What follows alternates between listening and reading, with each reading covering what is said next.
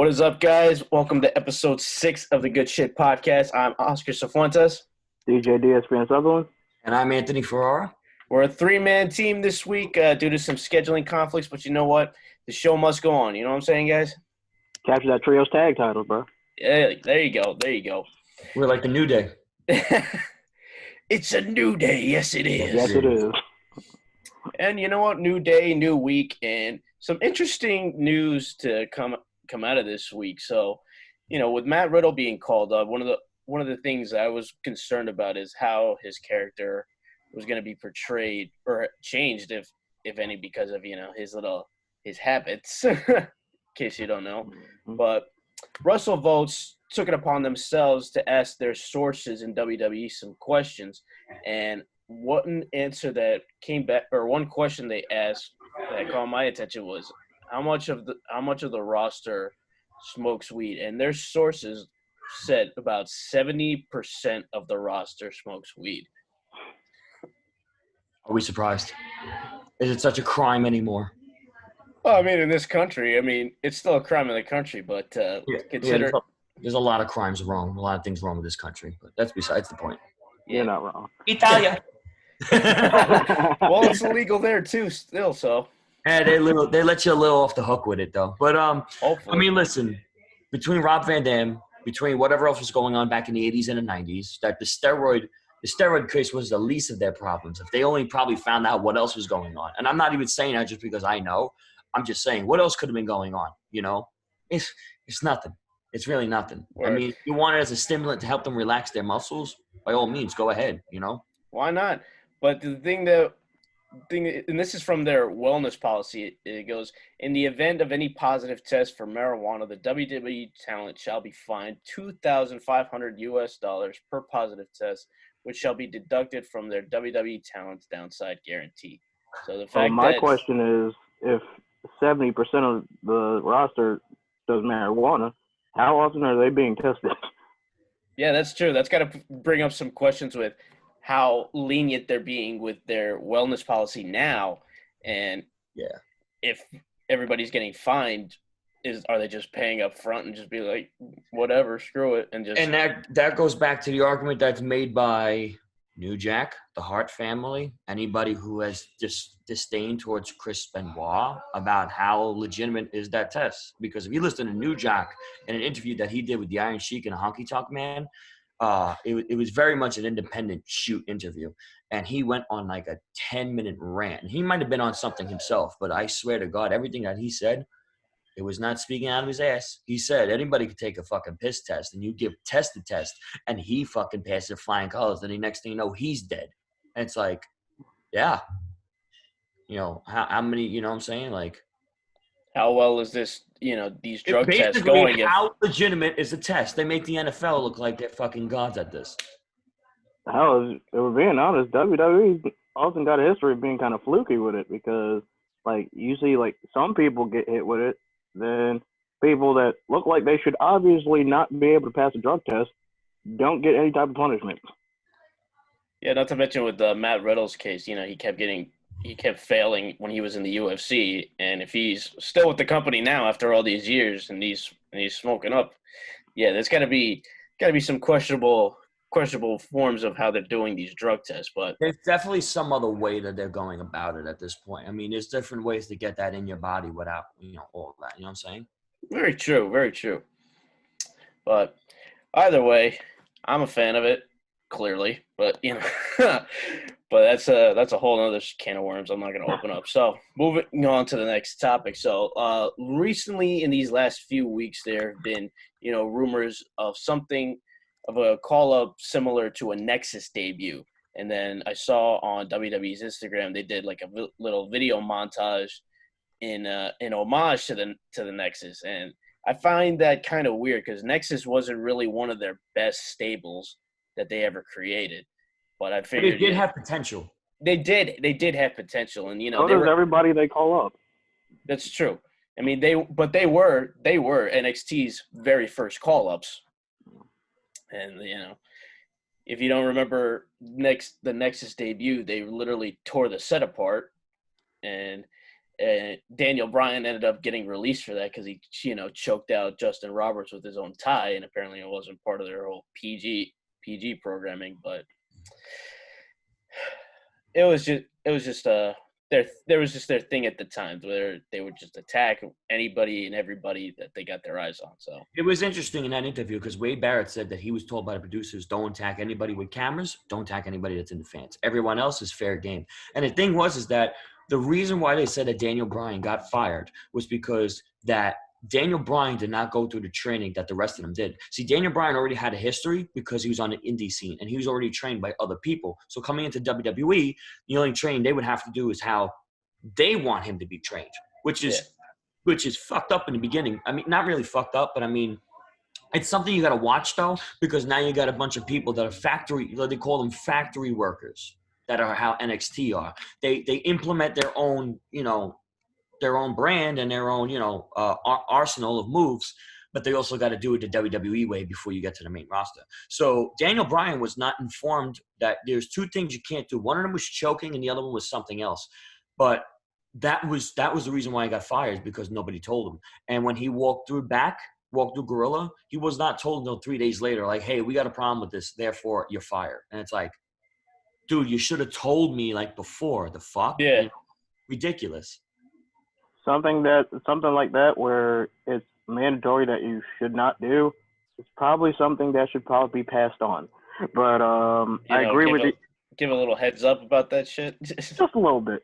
But I also agree with what Anthony said, where it's like, I think of it this way, because it's like baseball, where somebody's got like a funky swing, but a coach wants you to do it a specific way, and they try to completely change the mechanics of your swing to fit their vision. It's like, you can't really do that. It's like trying to make a left-handed hitter a right-handed hitter. Like, it's not natural. So you do what you're used to. You gotta like mesh what they already have, and then just mold it into something better. Don't completely change somebody's moveset. That's like telling the Big Show to become a high flyer. It's not happening. I think that's why we can't have guys like Michael Hayes that are just, hey, listen, man, all you got to do is just make them look strong. How am I going to do that? Well, they're going to win. Okay. But you got to make them look strong. Motherfucker. I hope somebody gets that reference. Well, just the voice you put on. That's how Michael Hayes talks. And that was an actual conversation that he had with CM Punk about the Shield. You're going to win, but make them look strong. He's like, then fucking put them over, not me. It doesn't make sense. Yeah, and actually it's a good thing you mentioned the term putting over, because let's fast forward to their SummerSlam match it was the Nexus against John Cena, John Morrison, Edge and Chris Jericho, R-Truth, and Daniel Bryan. You guys remember that match? Mm-hmm. So apparently this was on I had to actually dig back to an old Talk is Jericho podcast back in 2013 where he interviewed Edge, and they did a small little segment that they were talking about that ending that happened at the SummerSlam match where, Cena kind of overpowered Barrett and Justin Gabriel, and like he got over, and Jericho and Edge were saying they told Cena that ending would suck if he pulled through with it. And they're trying to establish the Nexus as a more dominant stable, but apparently Cena didn't listen to them, and what's it called? They did the match, and apparently, it did suck. And I will give him this. Though. Cena actually did go over to Edge and Jericho and was like, "I should have listened to you. You guys were right."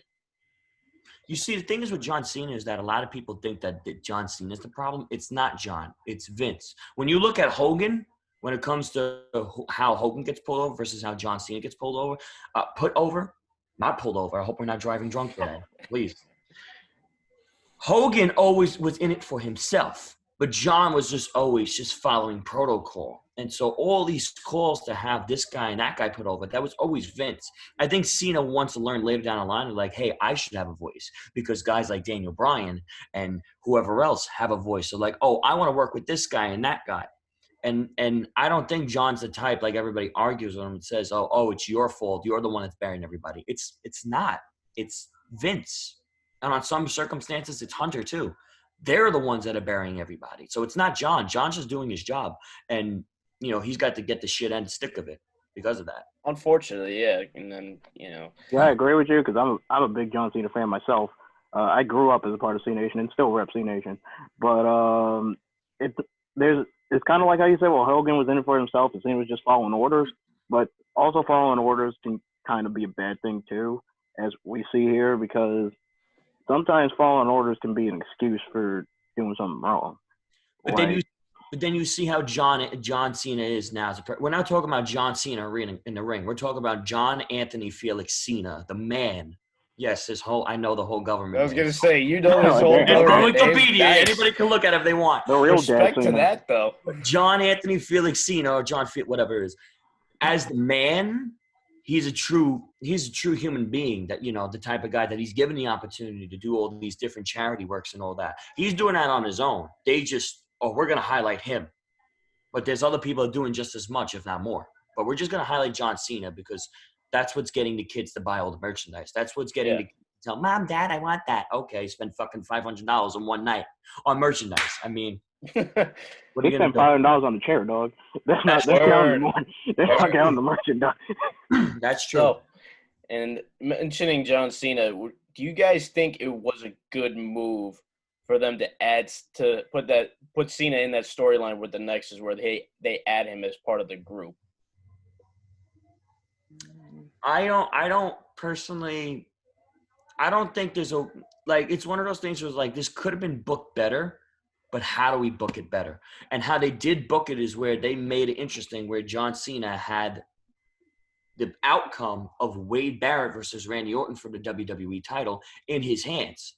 And it was like, well, you're either going to make Wade Barrett win and you're going to overcome that, or you're going to have Randy Orton win, get fired, and overcome that. So John Cena was Super Cena. There was nothing you can do about that to begin with. Okay. So it's one of those things where it's like, yeah, Cena, no matter what, it's going to be the good guy no matter what it is. You literally book yourself in the corner so bad you can't redo it and make it better. Yeah. But I'm not saying it's bad, though. It's just how they built him up. You built him up as Super Cena. All right, what's his kryptonite? There is none.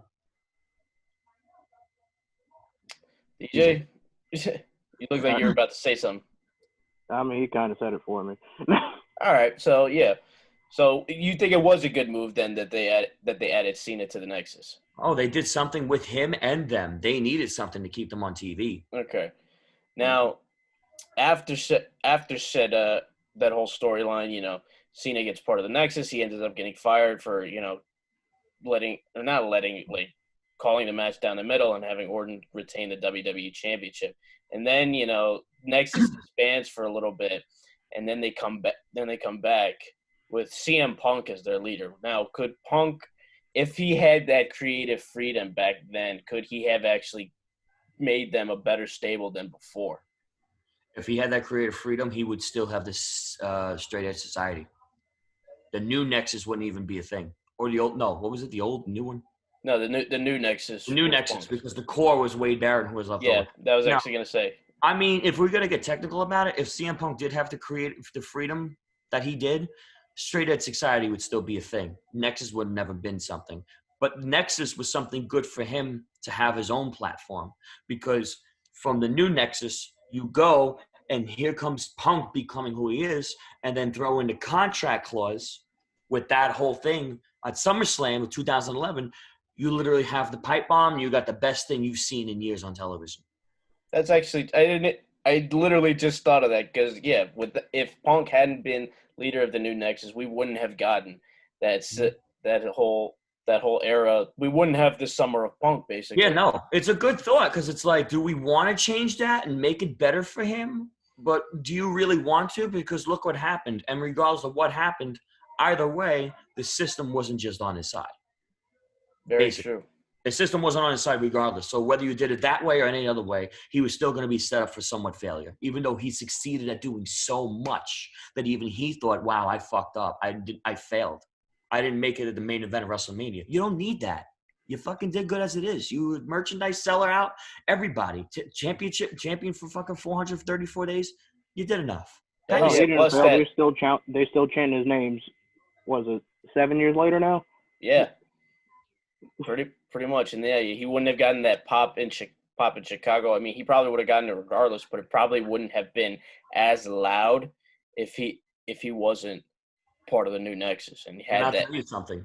Him adding Paul Heyman to his side later did not hurt him at all either. Oh, hell no. As a matter of fact, if anything, it enhanced him. Yeah, it enhanced the I don't whole think thing. adding Paul Heyman can ever hurt you. Nah.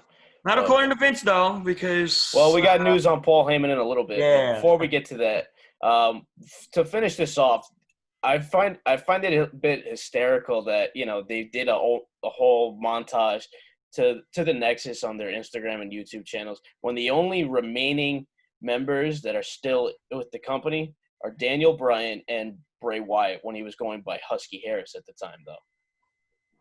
Yeah, and he's not even a core member. He's not even one of the 8. They're all gone, except for David Otunga because now he's an analyst or a commentator, whatever. Yeah. They didn't even want to push Daniel Bryan. I was going to say, Otunga's not really an in-ring performer anymore. So, literally, if we're counting in-ring performers, yeah, it's just Daniel Bryan and Bray Wyatt who are the only. And Bryan broke out on his own because he got the fans behind him. Exactly. He wouldn't be there. If there's anything to show for the Nexus is that they were groomed to be jobbers to begin with. But unfortunately, the guy with the least amount of potential in the eyes of an average viewer or average wrestling fan became the biggest thing the company could have ever had. Yeah. That says something. And what does that say for, like, future stables that want to be formed? Oh, you might not work out in the beginning, but hopefully the fans will be on your side. Let's not even go there. Future stables, just go to AEW. We can look at the current stables and I guess recent past stables. Let's see how long they lasted. I was gonna say, are there even any stables on the main roster now that we could even consider legitimate? Other than the Undisputed Era. Well, no, they're not even on the main roster. I don't know why I'm saying that, but if they booked Seth Rollins and his guys better, like way better. Absolutely, because there's elements of that they say that are better than Triple H has running DX and Evolution and even the Authority. You're asking for a lot. I am asking for a lot. But it is what it is. But move on to the next topic. So Randy Orton and Tommaso Ciampa have been kind of going at each other for like a day or two this past week with NXT Takeover in Your House happening, which was, from my understanding, a really good show for NXT standards, for WWE standards, but for NXT standards, it was all right. Not much to be said. Although, shout out to Keith Lee for his gear, though. It's insane. So, Orton had sent out a tweet that said, "Heard NXT Takeover in Your House was great. Slapping my leg for you guys. Sincerely, leg slap." I guess Orton doesn't like the way that they, oversell the kicks by the slap of the leg. And then, I don't know. I kind of like it. I mean, it feels like I feel like the leg slap adds that extra. Like, it makes that pop to it, makes it sound more devastating. Because, like, come on, when the Young Bucks deliver a nice super kick, it hurts. Or like when the Lucha Brothers do it, and you hear that hold on, I'm gonna be like, you hear that, it adds a little more power to it. Yeah, I guess Randy Orton has to go and watch back Shawn Michaels in the '90s. Word, and then Tommaso Ciampa claps back with. My daughter has been having trouble sleeping. Luckily, I found a remedy. Randy Orton matches. Better than NyQuil. Sincerely, an entire locker room who busted their asses. I know Randy Orton's considered a legend, but, like, don't let The Undertaker fool you when you watch him and say, oh, God, this is bad. Randy's not getting that better either. Randy, I think, it's kind of been like that for years. Gotta just coast. Let's keep in mind the last match he had. Well, let's just take it into account. His WrestleMania match with Edge, that was slow as hell, pretty bad, and yeah. I can't vouch for it. Didn't watch. I'm not sorry about it either. Also didn't watch, but I've heard enough about it. I'm not going to waste 36 minutes of my time watching that. Oh my God, dude!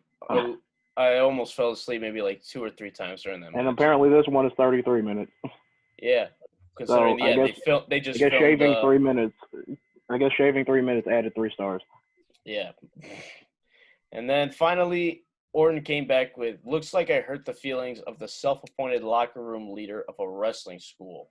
Let me know what time the leg slap class starts so I can take my game to the next level." Hey, you So might he's want to actually sign up for that class. I mean, not for nothing. I think Randy basically buried himself saying that you You are don't wrestle. no, basically saying that you're a locker room leader before I am, and I've been in this business 20 years, and you already are offer that. That says a lot about Randy. Actually, he buried himself. Nicely done. Go back in the yeah. ground, you fucking snake. Well, we'll Tommaso Ciampa see. hit it with that counter, though. That Pokemon counter. Yeah, but Wow. apparently, I swear to God, with you, man. I get you. See? Yeah. Anyway, so because of this little Twitter beef that's been going on between the two of them, Vince has been pissed about it because apparently there's a rule with talent that they can't go on social media wars for matches they can't deliver. So if you guys don't remember, Tommaso Ciampa once said that if he ever got called up to the main roster, he would retire. So the fact that Tommaso's an NXT lifer, let's put it that way, and Orton's basically calling him out, and people are going to expect, oh, Tommaso and Randy, this is going to be awesome. One, no, it won't. No, it'll be half decent at It best. might be like a 3.5-star match, and 3 of those stars are going to come from Tommaso Ciampa. Mm-hmm. Yeah, but the fact that Vince is getting pissed about this is kind of funny because I think it's just funny whenever Vince gets pissed over the smallest things. You know what that says, though? You're getting mad about something that shouldn't be booked. What does that mean? Book it. Well, Oh, You're mad because you're Charlotte better. went to NXT. Randy can go to NXT too. Charlotte can do it. He can do it. Have a one-off match. Don't even talk to me about Charlotte. We're gonna get to her in a minute, dude. We're gonna get to her, but in all honesty, this is was that really necessary? Concussed. Charlotte Flair just makes you want to put your head through a wall and not. Oh boy, no! You know what makes me want to put my head through a wall? This storyline they got with Jeff Hardy. It's a nice little segue right there. So. So if you just haven't been watching SmackDown like the rest of us, and just been listening to the dirt sheets, so apparently they're doing a storyline with Jeff where he's a bit on the edge with his addictions lately, or they're like airing out his dirty laundry about his past. Because if you guys don't remember, I think it was either last week or the week before, where they did that drunk driving shoot. It was 2 weeks. Yeah, it was 2 weeks ago. Like where they had he ran over Elias with his rental car, and he seemed to be out of it. When it turned out, yeah, he was fine, and he came back, beat the shit out of Sheamus. Now this week, there's been a spoiler that's been revealed where they said they're gonna do a contract signing for Backlash between Hardy and Sheamus, but they're going to have a man with a lab coat and 4 security guards there. If you going for a prostate exam?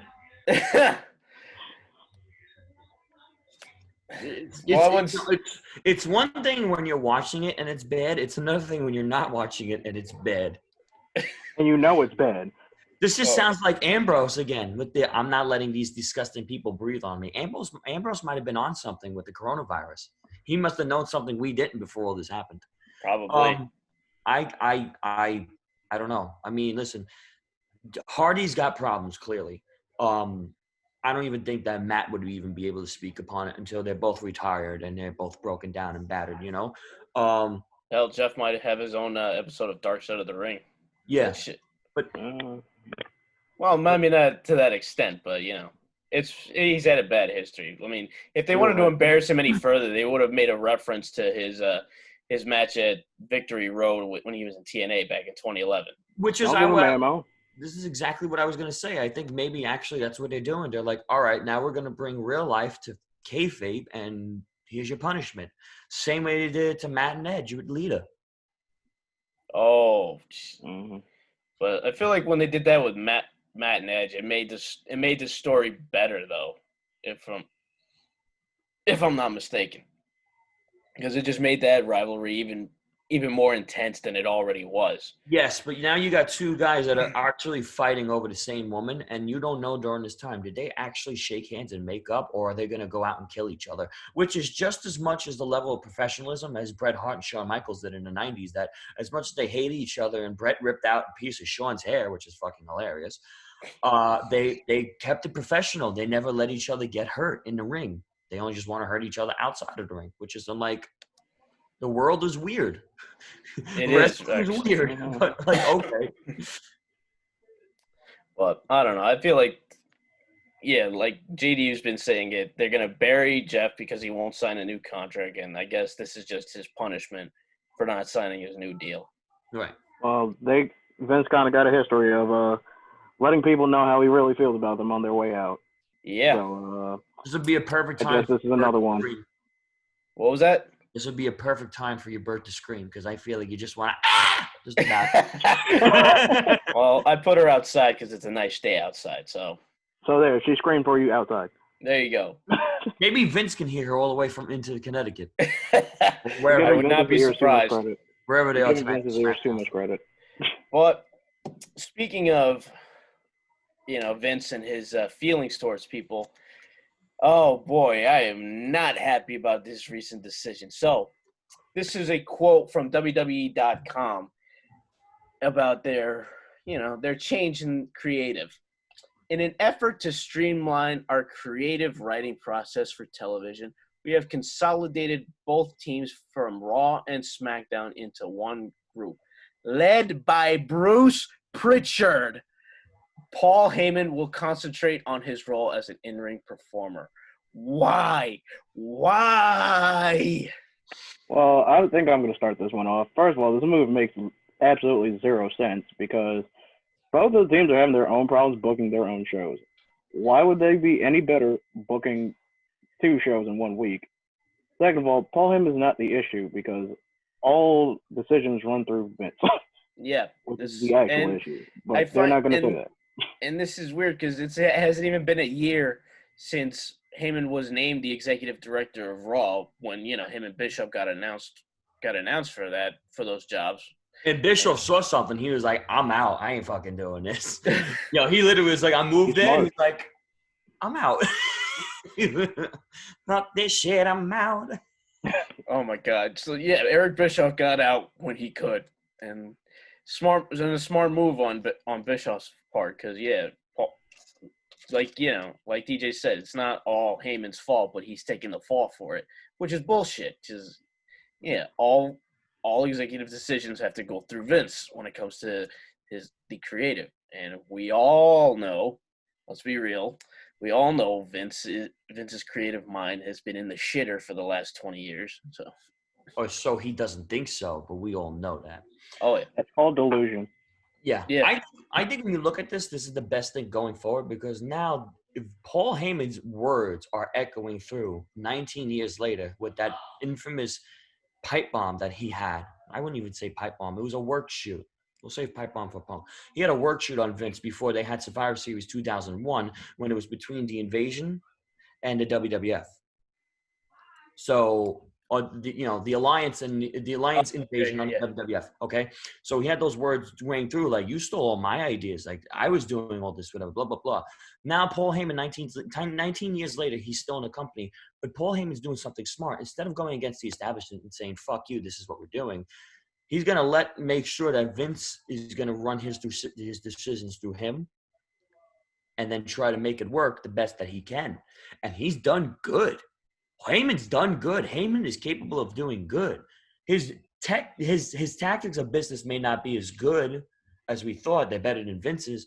But the way he goes about doing business in the ring and getting things happen has increased because even the whole angle that they did with Ronda Rousey on Twitter last year before she turned heel, phenomenal. They made sure that she ran her mouth perfect and everything was approved. And Paul Heyman knows how to, I guess in Kevin Nash's words, he knows how to motherfuck a person just like Shawn knew how to motherfuck Vince and made sure that Vince was on board for that, and somehow Vince agreed with it. And we all thought, we're like, holy shit, is this a work? Is this a shoot? This is something interesting. And even if we know this is still something's good, it's like, ooh, like it's like gossip. It's like watching the Kardashians or keep it within the field. It's like watching the Bellas. Ooh, is this real or is this a trick? What is it? You know? I can't believe they're having a season 6 right now. Yeah. Oh God, I'm not even gonna mention that shit. That's good. But Pritchard is gonna end up like Mark Carrano and Kevin Dunn. They're gonna be WWE lifer, and they're gonna be WWE lifer asshole. Oh my God, but. So. I don't know. I feel like if Paul Heyman wasn't good at his job, ECW wouldn't have been as popular as it was. And the fact that we're still talking about ECW in 2020 is freaking amazing. That just shows how good of a mind Paul Heyman has. So the fact that he's getting removed from this and being replaced by Bruce Pritchard of all people, and have you not seen the ratings for SmackDown the last few weeks? Like they've been worse than Raw, and that's saying a lot. Yeah. This is how you know it's not Paul, it's not Bischoff, it's Vince. Yeah. It's Vince. Plain and simple. Yeah, and, Paul tried to, push new talent, Ricochet and Cedric Alexander being prime examples. And what did Vince do? Crapped all over them. Ricochet would have thrived just like Billy Oh, Kidman. my God. Yo, Ricochet. If you have never seen Ricochet on the indies, holy crap, you are missing out. Like, to any of our viewers, if you have not seen a Ricochet match on the indies, go look one up right now. Hell, you can watch his NXT tape. Hell yeah, too. Hell yeah. But I was going to say, my best recommendation, look up his matches with Will Ospreay. I was just going to say that. That's like golden. Like, they are so good together. Oh, my God. Except if you like flippy shit. If you don't like flippy shit, don't watch that. Oh, my God. But, that's true. I mean, flippy shit's kind of the fun stuff, I like flippy shit, but we might have some viewers that don't. I'm just putting out a disclaimer. Okay. I'm gonna flip my shit if I keep seeing Charlotte Flair on 3 brands. Oh man! Oh Jesus Christ! So, with that being said, Charlotte went on Maria Menounos' podcast, Better Together, and discussed her take on her being overexposed. And these are actually quotes from Charlotte Flair. She says, "The issue is a lot of what has happened, what has helped me in my career is I'm consistent. Maybe I'll never be as high or as low, but I'm able to stay in the game always. I never give people a chance or an opportunity to miss me. So either the audience takes me for granted or they don't." Listen, Charlotte, I'm not gonna say anything about moonsaults. I'm not gonna make a joke because we all know she can't hit him and it's a running gag. But put that aside, Charlotte is good. But what happens when you have somebody that's good in WWE? You overexpose them. You think you want to see them all the time. You think they're going to be the only thing people are talking about. You think they're the only thing that's in a company that represents a roster, not even just the women, but the men too. And it's just like, it's too much at this point. I mean, if you held her back and honestly, you made other competitors just strong like her, Sasha, Bayley, Shayna, Bianca Belair. Come on, you got so many fucking girls that you can put up against her and make good matches and not overexpose her. Heel or face. She's a female Hulk Hogan right now. Well, Rhea Ripley's supposed to be, but as of right now, she's a polarizing figure in which, like as Hulk is, just not racist. I hope not. No. Dating up. Well, I'm not even gonna mention that. Well, we're not going to Tessa Blanchard way, so let's. Yeah, I was gonna say. There you go. But you have something good, you overexpose it. It's not good anymore. No, especially when you have a roster full of such talented women, but you keep burying them to put her over and make her look stronger. It's not going to work like that, and you're diminishing your women's division, which is basically I can't even find the word for it. One-person division. Yeah, it ends up being a one-person division. Look, she's already destroyed the Raw women's division, SmackDown women's division. Not to mention the fact that as she held the NXT women's championship, she basically buried that division in her 2 months. Was it 2? Yeah, 2 months as NXT Women's Champion, and that doesn't include the fact that she didn't even take the pin for her loss in NXT Takeover. See, I'll say none of us is saying Charlotte is bad. It would be stupid to say that Charlotte's a bad wrestler. She's a fantastic technical wrestler.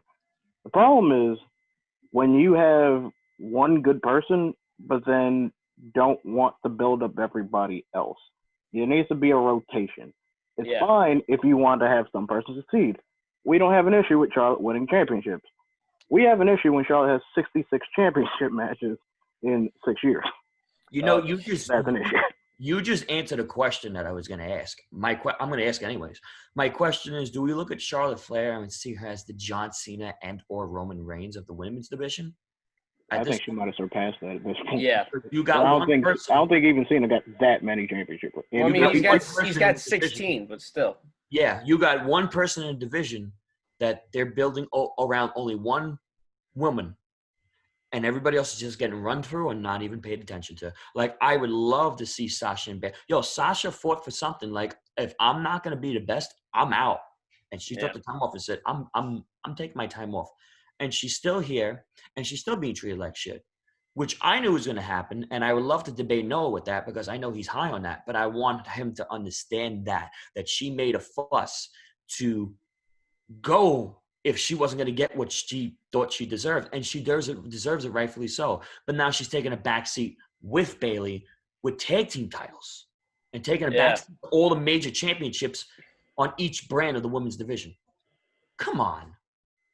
It's ridiculous. What did Sasha fight for? What did Sasha take a stance on? And Sasha's one of the best performers they have on that women's division. So you can argue she is the best one because most of the best matches from WWE on the women's side in recent memory have included one Sasha Banks. Yeah. And if you asked me, Ronda versus Becky should never had Charlotte. I rather would have taken. Oh no, definitely not. I would have taken. Never Sasha. Absolutely not. But if we're gonna add somebody, never should have added Charlotte. No, Charlotte had literally no place in that rivalry because what Becky and Ronda had was pure. They threw in Charlotte because they can't imagine a WrestleMania high-profile match without Charlotte, and that's why she was added to that match, beating Asuka. 2 weeks before WrestleMania? Or the week before or something like that? Yeah. It's like, who are you doing a favor for? For Rick? Rick probably don't even give a shit. He's out here making music videos with Bad Bunny and fucking Offset. Yo, come on. What the fuck is he paying attention to? He'll see her at home. Profile. Hey, Charlotte, how you doing? Woo! Rick is busy silent profiling. Well, let's just hope, they ease down with Charlotte Flair as the years go by, which I highly doubt, but who knows? I think she needs to be on a song or two and just go away and then, come back in 2 years. I mean, maybe she was saying that she and Andrade want to start having kids soon, so. Or maybe while she does the kids, maybe while she does kids, maybe like her, like Doja Cat or like Beyonce can do something like this. I was gonna say, you think Rick has those connections to get her there? Absolutely. He's Ric Flair. I was going to say, if he's friends with Bad Bunny and Offset. How many artists do you think are modeling themselves after Rick? Because Rick growing up, Rick is that type of guy. They're like, yo, I want to grow up and be like him. All different cultures and backgrounds. Like, yo, I want to literally have a song named after him. He's got connections. Yeah. Now that's something. But, ending with that Ric Flair drip. I'm Oscar Cifuentes. DJ. And I'm Anthony George Michaels Ferrara. We are ending this podcast right now. We gotta get out of here. Thank you guys for listening. Subscribe to the channel. Like us on YouTube. Follow us on Instagram at Good Shit Podcast NY. And like us on social media wherever you can find us. All right. See you guys next week. See ya.